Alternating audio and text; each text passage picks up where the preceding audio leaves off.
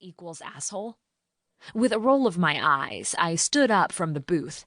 I'd listened to him because I was a curious little cat, and I loved to know what went on around my part of the city. But now I was done. Fuck you, Mark. The only two people in Dirty Joe's bar watched me because they had nothing better to do. It would take 2 more hours for the crowd to appear. The fact that I knew that was very concerning, but I didn't give it too much thought.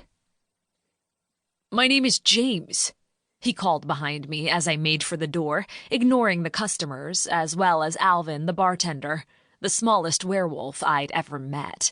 They were usually pretty big. "Not to me," I called back, and slammed the old door shut.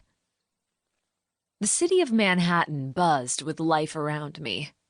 I loved the smell of cold and dirt, and the occasional expensive perfume that caught my nostrils as I walked back home. Home was a studio apartment, but it did have a walled bathroom, so I wasn't complaining. The rent was cheap, too.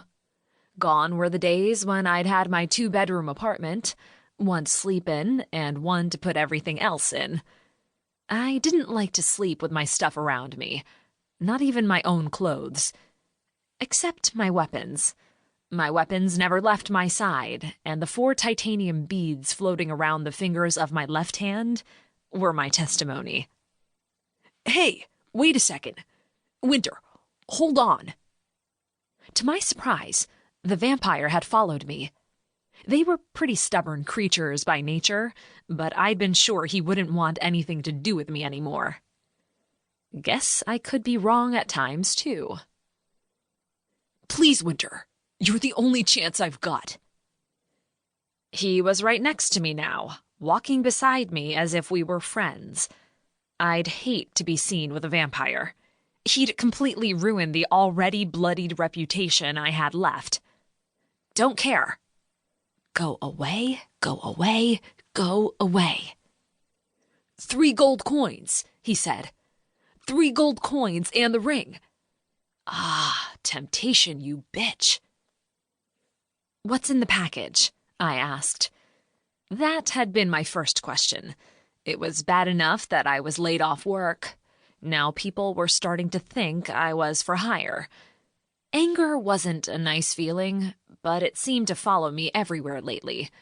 At times, I was willing to do anything it took to just catch a break from it, even listen to a vampire who cornered me on my free time at the bar.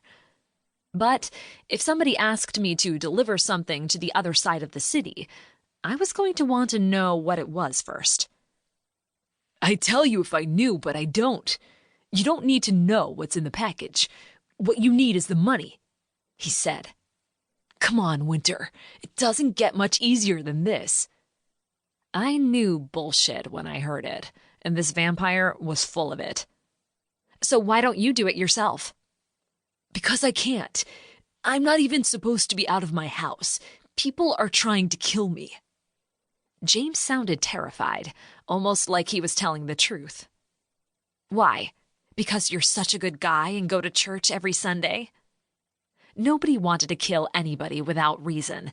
If people were looking for him, chances were he'd done something he wasn't supposed to do. "Look, I'm risking my life coming out here to talk to you." He sounded desperate. It almost made me feel sorry for the vamp. "Then why don't you leave?" It would be better for the both of us. The streets were crowded like always, and though humans weren't going to give us a second thought, others would. I was trying to get my job back, and being seen with this stranger who apparently had a target on his back wouldn't look good in Finn's eyes. But instead of listening to me and leaving, the vampire grabbed me by the arm and stopped me. "Because you're my only chance. I'm begging you, please." Fucking hell, I wasn't about to fall for that. Was I? I turned around and disappeared into the dark alley behind us, knowing he'd follow me. I seriously didn't want to be seen in public with a vampire who had a huge red dot on the back of his head. An alley was better than the main street. "Tell me what's in the package, and I'll consider it." Holy hell, I couldn't